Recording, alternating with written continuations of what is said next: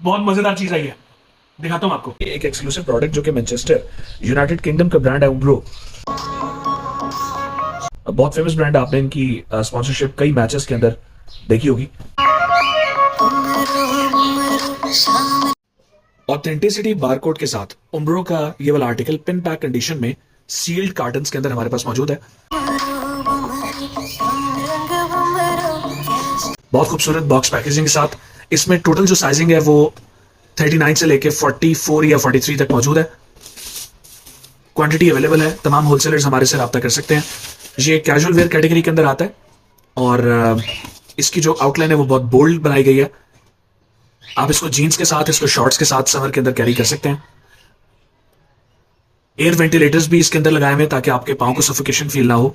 बहुत ही comfortable, spongy and bouncy feel के साथ। Just check this out. इसकी जो स्पॉन्जीनेस है वो आपको एक मरतबा चस्क कराएगी। This is a casual wear sneaker जिसकी अपर सारे का सारा काउ हाइड के अंदर नहीं है। दिस इज फॉक्स लेदर जो कि मैन मेड मटेरियल्स के अंदर कंसिडर होता है। ये ओरिजिनल लेदर नहीं होता, but it's life is very durable. ये प्रोडक्शन 2022 का स्टार्ट है।